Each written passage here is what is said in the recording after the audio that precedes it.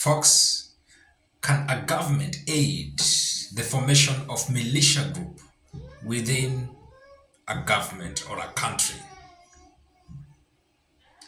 Have we seen militia groups arising in certain countries?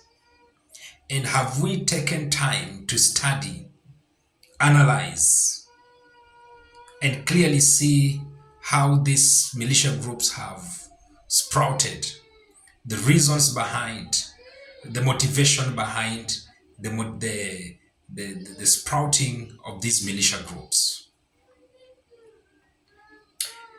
Welcome to Global Leadership Perspectives, and today I want to focus at a particular thing that has been pointed out by the opposition leaders in Kenya. They have clearly, in their statement, indicated that they have discovered that the government are using police and also an of non-police personnel to sort of profile a certain region and certain people within the country, so that the way they are responding to them in the context of demonstration, they are responding to them in an ethnicized manner. Whether this is true or not, as much as it is something that is coming from the politicians, is something that we need to treat it with cautious, or at least be cautious about it. Friends, we have to admit that Africa, and especially Kenya, is highly ethnicized or ethnic in nature. A number of things happen, and they will happen, and they will happen along the line of ethnicity. Of course, diversity is a strength. It is something that needs to be appreciated. But in this case, the leadership in place, the political leadership in place, have always, from the time memorial, even before the colonial, pre-colonial, during colonial, and even post-colonial, and even to date, we use the issue of ethnicity in a negative way, and the repercussion has not been friendly. Now, let's assume that the statement by the Azmiu, by the opposition leaders, is a statement to go by or to go with. This, if it is true, it is a grave political leadership mistake that this country, the leadership of this country, can ever commit. We have countries in Africa that are facing a very devastating state and bad political leadership because of such kind of decisions that were ever made by people who were there and who are supposed to make very good decisions that will see the prosperity of a given country.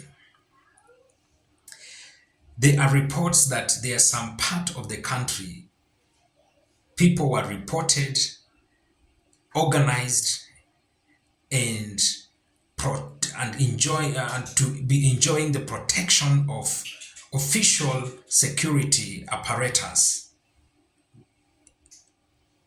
and carrying out illegal activities such as destroying properties and unleashing terror on the people. And this is indeed devastating, and it is something that even the people behind it, people who have just come, even people who came up with such a kind of a thought, they are doing a big injustice, big disservice to the country. Friends, Not South Sudan, but even South Sudan, but the current one, Sudan. The reason why we have the paramilitary group that sprouted in the regular military is because of such decisions. The paramilitary group came up because there was a need for them to come up and protect the resources that apparently they felt some people were coming, taking them, going with them away, and the resources were not helping them as a community. And so somebody organized them, supported them, and they were there to protect their resources. And it grew up to where it is, and now Sudan is facing a major crisis. Friends, if there is a grave mistake that the political leadership, the government can ever commit in Kenya, is to ethnicize and to profile certain communities using the state machinery and security apparatus. This will hunt these people down, and it is going to destroy the country. And the danger in this is that as the security does that, as it will appear a certain people, certain community will be enjoying the protection of the security. These other communities who are and will seem to be the victims, they will not at the end of the day sit there waiting for terror to be unleashed on them.